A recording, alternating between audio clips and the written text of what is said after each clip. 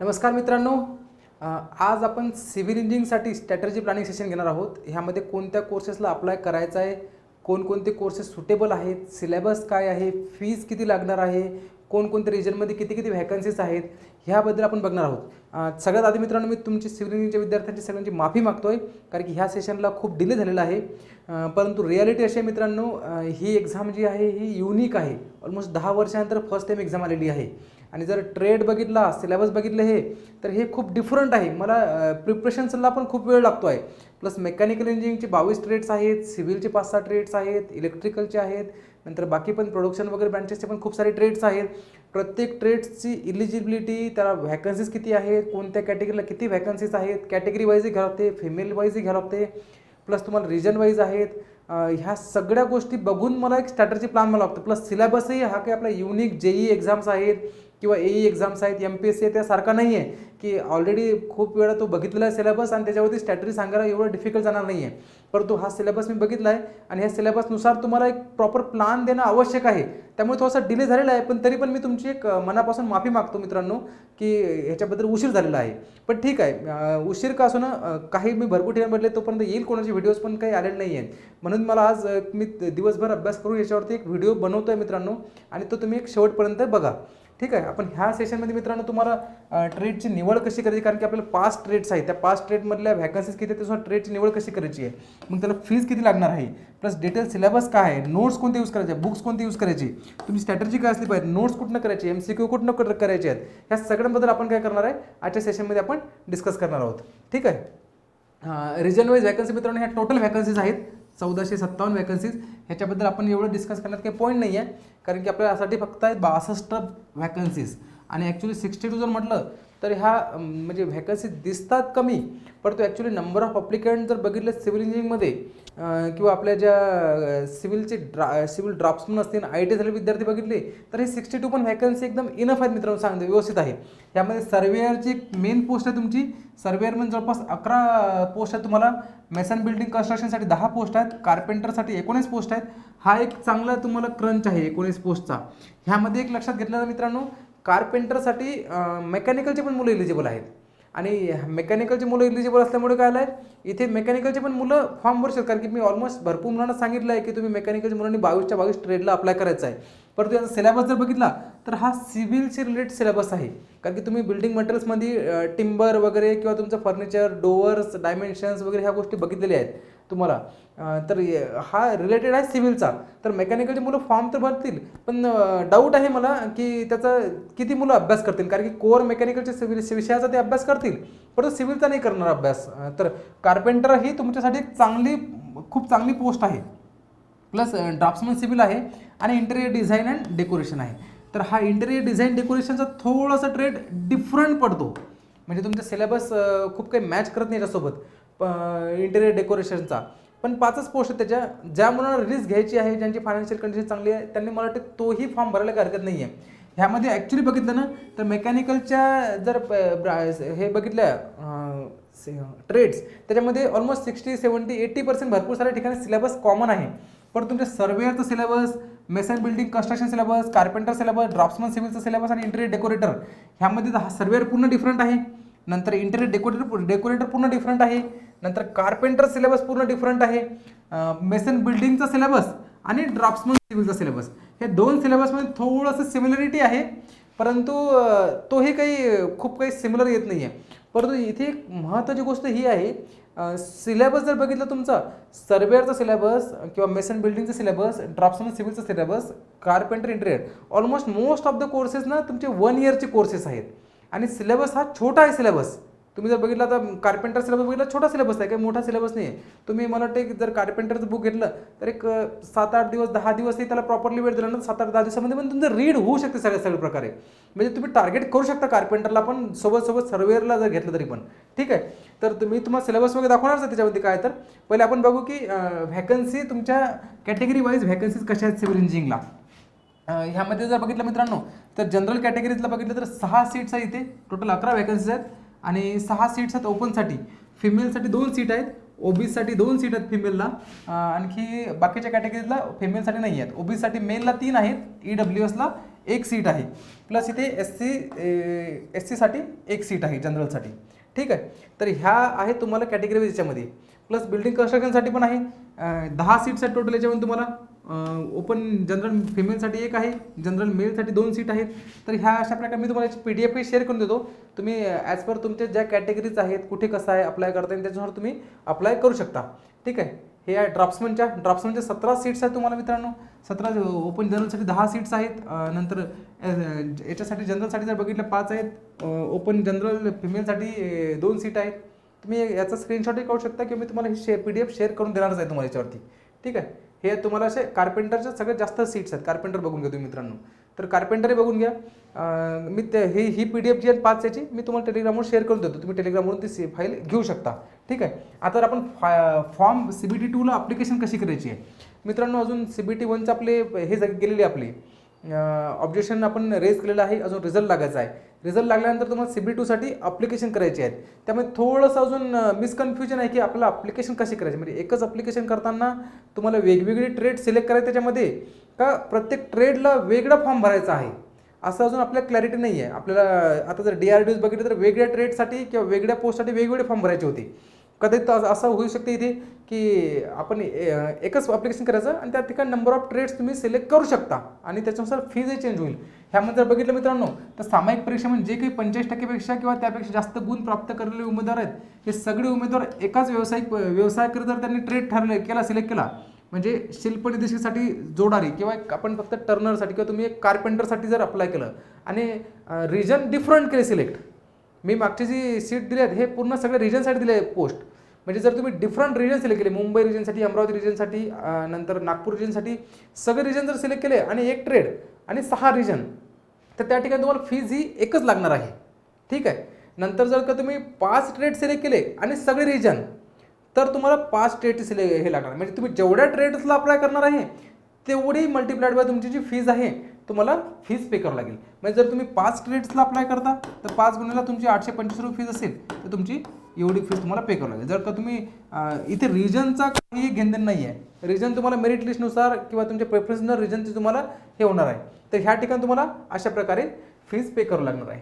चालेल, आणखी आपण बघू. आता याच्यामध्ये भरपूर मुलांचं सर किती ट्रेडला अप्लाय करू, फीज मला एवढी आहे, मला ओपन कॅटेगरी आहे, 825 रुपये फीज आहे, अडचण येतात मला अशा आहेत.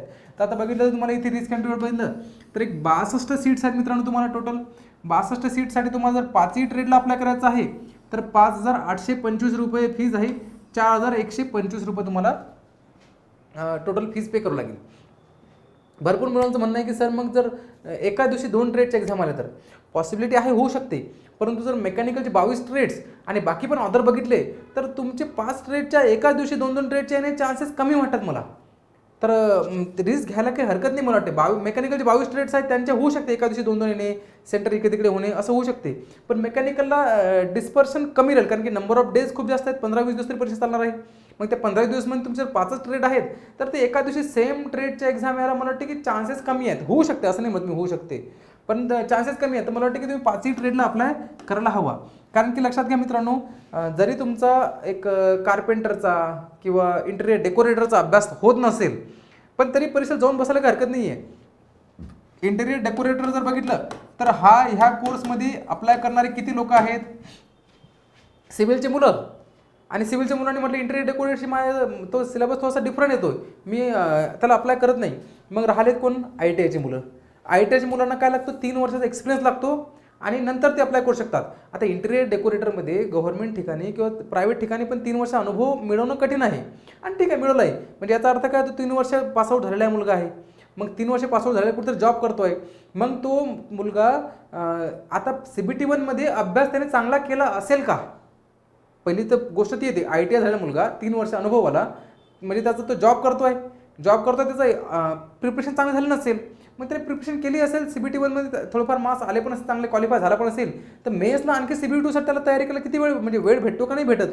ठीक आहे, प्लस त्याला भेटले असतील मार्क्स CBT 1मध्ये तर ज्या काही तुम्ही फुल टाईम अभ्यास केलेला आहे सिव्हिल इंजिनिअरच्या मुलांनी तेवढा तर त्यांचे CBT 1चे मार्क्स नसतील.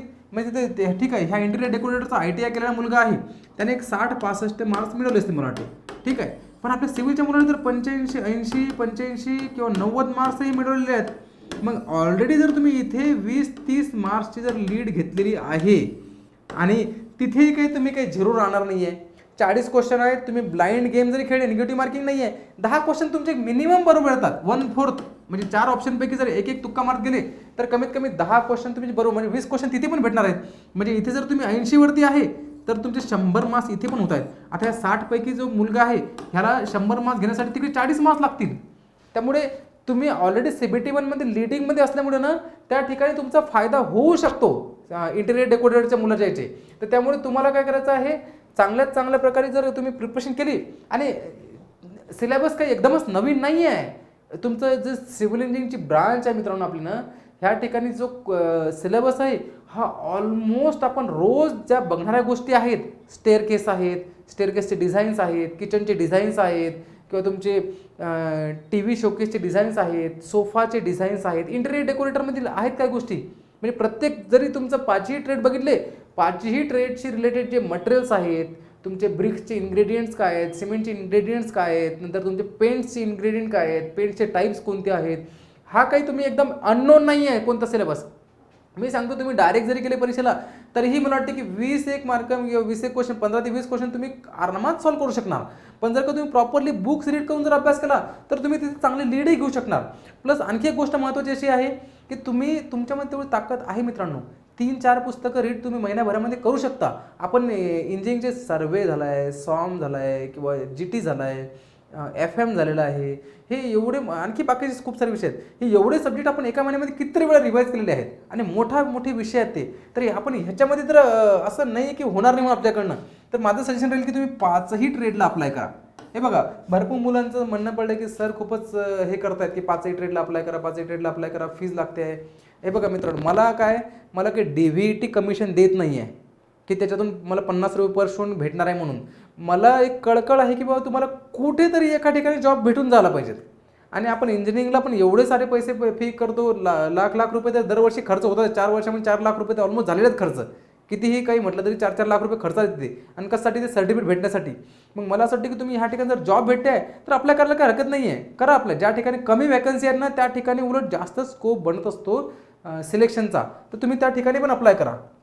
प्लस तुमचं काय, तुम्हाला या ठिकाणी येऊ शकते एक्झाम दोन्ही याच्यावरती, पण आपण प्रयत्न करणार आहोत मित्रांनो. जर का आपलं शेड्यूल तसं वाटते की असं होऊ शकते की एका दिवशी मॅच होऊ शकतात एक्झाम, तर आपण काहीतरी ट्विटर कंपेन, ईमेल्स, किंवा जे आपले DVTचे डायरेक्टर्स आहेत त्यांना मेल करू, त्यांच्याशी संपर्क साधू, किंवा आपले जे टेक्निकल मिनिस्टर आहेत त्यांच्याशी आपण संपर्क करू, आणि प्रयत्न करू की ठीक आहे फीज तर घेताय तुम्ही आमच्याकडनं, घ्या, काही प्रॉब्लेम नाही आहे. कारण की त्याला आपण ऑब्जेक्शन घेऊ शकत नाही आहे. 825 रुपये फीज आहे तुमची, कारण की 5 ट्रेडला 5 वेगवेगळ्या ठिकाणी तुम्हाला सेंटर द्यायचे आहेत, 5 वेगवेगळ्या टाईमला तुम्हाला अरेंज करायचं आहे, 5 वेगवेगळ्या एक्झाम घ्यायच्या आहेत, 5 वेगवेगळे पेपर सेट करायचे आहेत. तर प्रत्येक पेपरला तुम्हाला वेगळी फी चार्ज करणं हे लॉजिकल आहे. आपण त्याच्यावरती म्हणू शकत नाही की एका स्ट्रेटची फीज घ्या आमच्याकडून, 5 पेपर द्यायला लावा.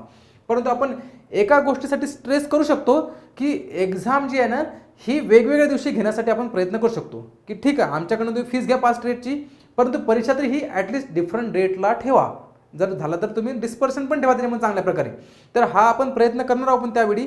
परंतु सध्या तरी मला वाटतं की तुम्ही प्लॅन करा की आपल्याला 5ही ट्रेडचा अभ्यास करायचा आहे. आणि मी बुक्स बघितले आहेत, बघा सिलेबस असा काही खूप डीपमध्ये मला वाटतं 300-350 पेजेसमध्ये तुमचे बुक्स आहेत त्याचे, कार्पेंटरचे किंवा तुमचा मेसन बिल्डिंगचे आहेत, सर्वेअरचे आहेत. हा सिलेबस वेगळा नाही मित्रांनो, मी सिलेबस ॲनालाइज केला सगळा. हा सिलेबस जो आहे तुमचा, तुम्ही बघा याच्यामध्ये बिल्डिंग मटेरियल्स आणि सर्वे हे 2 विषयाने तुमची फक्त काय त्याची हॉरिझॉन्टल डेप्थ वाढलेली आहे. म्हणजे तुमचे थेडोलाइटचे टाईप्स असतील, त्याचे पार्ट असतील, त्या पार्टबद्दलची इन्फॉर्मेशन आहे, या छोट्या गोष्टी त्याच्यामध्ये दिल्या, असं काही खूप डीपमध्ये नाही आहे. तर तो सिलेबस तुम्ही कव्हर करू शकता मित्रांनो. तर माझं सजेशन राहील की तुम्ही 100% 5ही कोर्सेसला अप्लाय करा. नंतर तुमचा हे बघा एशियन पब्लिकेशनचे बुक्स आहेत, इंग्लिश मिडियमचे बुक्स आहेत. मला नाही वाटत तुम्ही मराठी मीडियमचे बुक्स रेफर करा. जे ITIचे मुलं आहेत ते त्यांच्या ट्रेडसाठी मराठीचे बुक्स असतील ना ते रेफर करू शकता. कार्पेंटरसाठी मित्रांनो एक थिअरी अँड असाइनमेंटचं एक बुक आहे. हे एकच बुक घ्या तुम्ही, 241 रुपयाचं आहे. पेजेस 264 पेजेस आहेत मित्रांनो. बघा मी सांगायचं काय तुम्हाला, कार्पेंटरसाठी 260 पेजेस, 260. हे बघा मी जरी कार्पेंटरचं बुक रीड करायला घेतलं ना आता, तरीही मी सांगतो की तासाभरामध्ये 20 पेजेस मी कधी रीड करू शकतो. तासाभरामध्ये 20 पेजेस काहीच नाही रीड करणं, एवढी गोष्ट नाही. एक 10चा तर ॲव्हरेज येतोच तुम्ही सांग, 10 पेजेस तुम्ही तासाभरामध्ये रीड करू शकता. कारण की हे काही टेक्निकल कन्सेप्ट नाही आहे. जिओटेक सारखे किंवा सॉम सारखे किंवा टॉस एसे सारखे ह्या ठिकाणी फक्त तुमच्या डेली लाईफमधले जे इक्विपमेंट्स आहेत, कार्पेंटरचे तुमचे जे हे आहेत त्या गोष्टी आहेत मित्रांनो, त्या तुम्ही सगळ्या बघितलेल्या आहेत, सगळ्या तुमचे त्यांचे फंक्शन्स माहिती आहेत तुम्हाला, कुठे काय होतं ते पण माहिती आहे. फक्त आता हे फक्त आपल्याला काय करायचं आहे, अभ्यासाच्या दृष्टीने बघायचे आहेत. 260 पेजेस मित्रांनो, मी सांगतो 2 दिवस किंवा 3 दिवसही इनफ आहे. 3 दिवसामध्ये तुम्ही फरशा पाडू शकता. त्यामुळे कार्पेंटर एवढे 19 हे आहेत ना त्यामध्ये 19 सीट्स आहेत, त्यात चांगलं आहे. तुम्ही सोडू नका. 240 पेजेसचं बुक, 264 पेजेस तुम्ही करायचं. याच्यामध्ये आणखी बाकीचे कोणते बुक्स घ्यायसारखे नाही आहेत. तर फक्त इथे फक्त थेरी बुक्स घ्या. मी MCQ साठी तुम्हाला अरेंजमेंट करून देतो, काहीतरी टेस्टमधून किंवा कशातून तरी MCQचे मी माझे प्रयत्न सुरू आहेत. मी तुम्हाला MCQ घेऊन बनवून देईल, ठीक आहे. नंतर तुम्हाला सर्वेअरसाठी मित्रांनो, सर्वेसाठी थेरी असाइनमेंट मॉडेल पेपर, ह्या ठिकाणी काय मॉडेल पेपर्स आणि क्वेश्चन्स पण आहेत त्याच्यामध्ये. तर तुम्हाला MCQ आणि असाइनमेंटचे जे आहेत ना, थेरी MCQ हे एक पुस्तक घ्यायचं तुम्हाला. एक 421 रुपयाचं पुस्तक आहे, GSCTच आहे आणि 384 पेजेस आहेत. काही नाही मित्रांनो, 384 पेजेस तुम्हाला काही नाही रीड करणं मी सांगतो. त्यामुळे तुम्हाला ते हे कार्पेट सर्वेअरचा पण तुम्हाला चांगल्या प्रकारे करायचा आहे. सर्वेअरमध्ये तुम्हाला फक्त तुमचा सर्व्हे जो आहे ना तुमच्या डिप्लोमाला किंवा इंजिनिअरिंगला, तो सर्व्हे सब्जेक्ट आहे. फक्त तिथे काय डेप्थ खूप जास्त आहे, म्हणजे कॅल्क्युलेशन्स वगैरे ते जास्त आहे, डेप्थ खूप जास्त आहे. ॲनालिटिकल पार्ट जास्त आहे तुम्हाला इंजिनिअरिंग आणि डिप्लोमाला. इथे काय, इथे तुम्हाला फॅक्च्युअल डेटा आहे. फक्त तुमचा काय जे सब्जेक्ट आहे तो सब्जेक्ट हॉरिझॉन्टली एक्सपांड झालेला आहे. आपले इंजिनिअरिंग सब्जेक्ट काय व्हर्टिकली असतात, त्याची डेप्थ वाढलेली असते. हा हॉरिझॉन्टल सिलेबस आहे, याच्यामध्ये पसारा खूप जास्त आहे. पण तो काय एकदा नजरेखालून गेला सिलेबस तुमच्या, त्याच्यामध्ये असं काही म्हणजे कन्सेप्ट लक्षात ठेवण्यासारखं नाही. एकदा का पॉईंट तुम्ही रीड केला असेल तर तुमच्या लक्षात राहून जाईल. त्याच्यावरती क्वेश्चन तर तुम्ही आरामात सॉल्व्ह करू शकणार. फक्त तुम्हाला फॅक्च्युअल डेटा रिटेन करणं आवश्यक आहे. तुम्ही जर 2 रीडिंग केलं ना तर तुमचा आरामात सॉल्व्ह होऊ शकतो, ठीक आहे. याच्यामध्ये आणखी याच्यात काही असे बाकी काही घेण्यासारखं नाही आहे. पुन्हा आणखी तो एकच बुक घ्यायचा आहे तुम्हाला. याच्यात तुम्हाला MCQ लागणार आहे चांगल्या ठिकाणी कुठून तरी. मी तुम्हाला MCQची अरेंजमेंट करून देईन, तिथे MCQ नाही आहे. पुन्हा तुम्हाला ड्राफ्ट्समन सिव्हिल आहे. ड्राफ्ट्समन सिव्हिलसाठी पण थेरी अँड प्रॅक्टिकलचं एक बुक आहे मित्रांनो यांचं. हे एक 691 रुपयाचं आहे. याचे एक 456 पेजेस आहेत. ड्राफ्ट्समन सिव्हिलला काय तुमचं ड्राफ्ट्समन सिव्हिलमध्ये मेसन बिल्डिंगचा पण तुमचा सिलेबस कव्हर होतो ऑलमोस्ट. याच्यामध्ये पेजेस जास्त आहेत, पण इथे काय तुम्ही बिल्डिंग मटेरियल जे आहे ना, ऑलमोस्ट बिल्डिंग मटेरियलच आहे त्यामध्ये. बिल्डिंग मटेरियलचा सगळा सिलेबस आहे. महत्त्वाची गोष्ट काय मित्रांनो लक्षात घ्या, सर्वेअर असेल किंवा ड्राफ्ट्समन सिव्हिल असेल किंवा मेसन बिल्डिंग असेल, ह्या ठिकाणी तुमचे 2 मेजर सब्जेक्ट आहेत, मटेरियल्स आणि कन्स्ट्रक्शन. ड्राफ्ट्समन सिव्हिलसाठी कन्स्ट्रक्शन मटेरियल्स आणि कन्स्ट्रक्शनचं तुम्हाला कन्स्ट्रक्शन टेक्नॉलॉजी. तर ह्या कन्स्ट्रक्शन टेक्नॉलॉजी म्हणजे तुमचे बांधकाम कसं होतात, प्लॅस्टरसाठी काय असतात, किंवा तुमचे विटा कोणकोणते असतात, ह्या एकदम ब्रिक्सचे साईज, ब्रिक्सचे डायमेन्शन, ब्रिक्सचे इन्ग्रेडियंट, ब्रिक्सच्या प्रोसेस कोणकोणते असतात, नंतर ब्रिक्सचे टाईप्स कोणकोणते आहेत, प्लस तुम्हाला सिमेंट काय आहे, सिमेंटचे कंटेंट कोणकोणते आहेत, हे तुम्ही इंजिनिअरिंगला डिप्लोमा आणि डिग्रीला बघितलं मित्र. मी तो पण सिलेबस मला माहिती आहे आणि हा पण सिलेबस मी बघितला, अनालिस केला आहे. खूप काही जास्त तफावत नाही आहे, तोच आहे. प्लस आणखी महत्त्वाची गोष्ट तुम्हाला याचा फायदा असा होणार आहे की ज्याही काही JEE लेवलचे एक्झाम्स येत आहेत ना आपल्या, त्याच्यामध्ये मटेरियल्स आणि सर्वेचा पार्ट वाढत चालला आहे आता दिवसेंदिवस. तर त्या मटेरियल्स आणि सर्वेचा पार्ट तुम्हाला जर तुम्ही तिकडेही एवढे पेजेस रीड करता मित्रांनो आपल्या 10 मार्क्ससाठी, तर इथे 80 मार्क्ससाठी आपल्याला रीड करायला काही प्रॉब्लेम नाही. हा अभ्यास तुम्हाला दुसरीकडे कामा येणारच आहे. तर हा तुम्ही ड्राफ्ट्समन सिव्हिलचा हे एक बुक घ्यायचंच आहे. प्लस याच्यामध्ये question bank for draftsman civil first इयरची ही एक बुक घ्या तुम्ही. याच्यामध्ये MCQs खूप छान आहेत. MCQ तुम्हाला तिथे फायदा होणार आहे. तर हे एक बुक घ्यायचं आहे. तर असे 4 बुक घ्या मित्रांनो. ऑलमोस्ट 4 बुकमध्ये तुमचं काम होऊन जाईल. प्लस इंटिरियर डेकोरेटर आणि मेसन बिल्डिंगचा याच्यामध्ये कव्हर होऊन जाईल ऑलमोस्ट सिलेबस. पण त्याच्यासाठी पण लागेल तर एक भारत स्किल वेबसाईट आहे मित्रांनो. भारत स्किल वेबसाईटमधून तुम्ही तुमचे जे बाकी पण ट्रेड्स आहेत ना त्याचे पण सिलेबस आणि क्वेश्चन बँक डाउनलोड करू शकता. मी वाटलं तुम्हाला त्यातले पण काही तुम्हाला हे करून दिलं, MCQs आणि काही PDFs असतील या कार्पेंटर आणि इंटिरियर डेकोरेशन ते पण शेअर करतो मित्रांनो. एवढा म्हणजे घाबरण्यासारखं कारण नाही. 4-5 4 ट्रेडचा आहे, 4 ट्रेडचा अभ्यास. 4 ट्रेड म्हणजे तुम्ही सिव्हिल इंजिनिअरिंग 4 विषय. जर का तुम्ही JEEचा अभ्यास करू शकता 20 विषय घेऊन किंवा AEचा MPSC अभ्यास करू शकता 20 विषय घेऊन, तर मग इथे 4 सब्जेक्ट घेऊन तुम्ही महिनाभर 1.5 महिन्यामध्ये अभ्यास करू शकत नाही का? आणि करू शकता. कॉम्पिटिशन तुम्हाला हेच आहे, तुम्हीच आहे. तुम्ही नाही करू शकत तर मग कोणीच करू शकत नाही आहे. सगळ्यांना सारखा वेळ आहे मित्रांनो.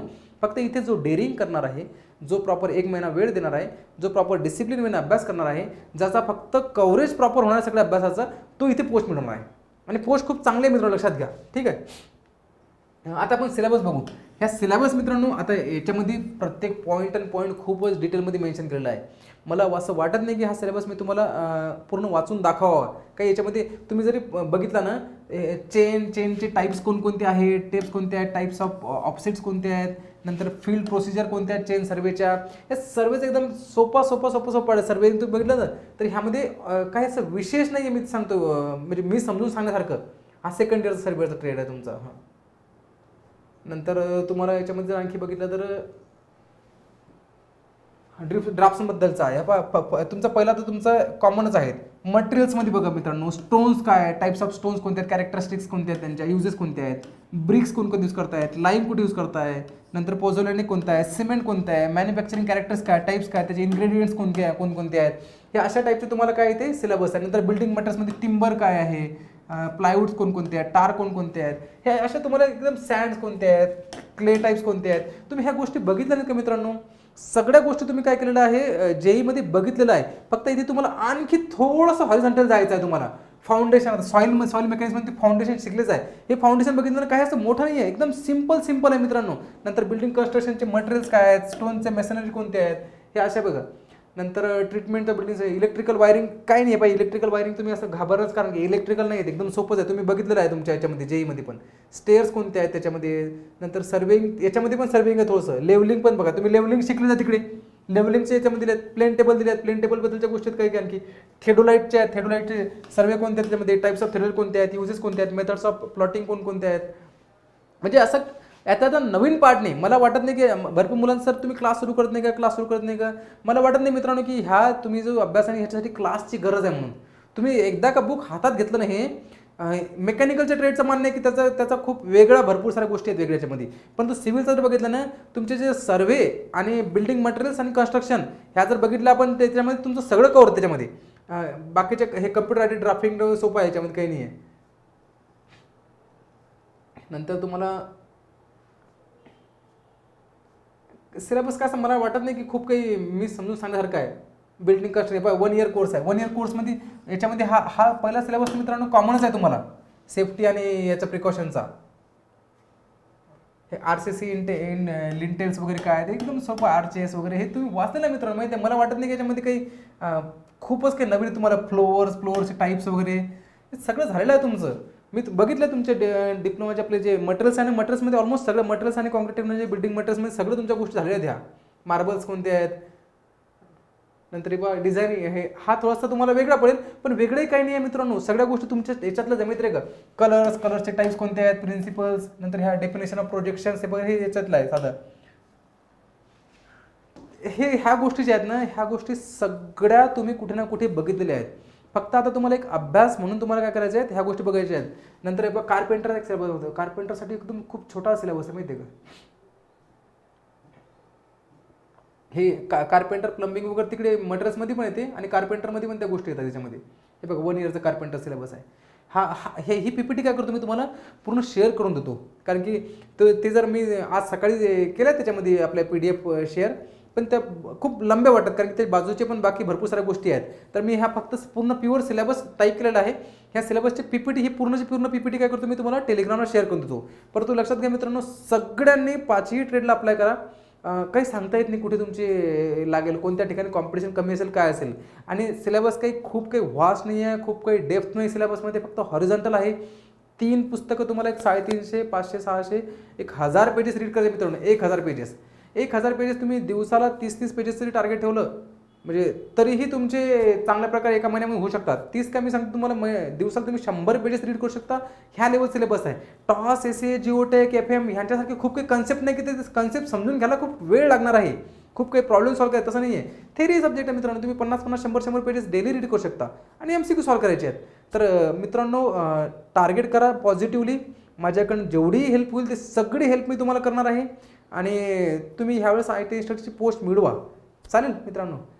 थँक्यू. All the best.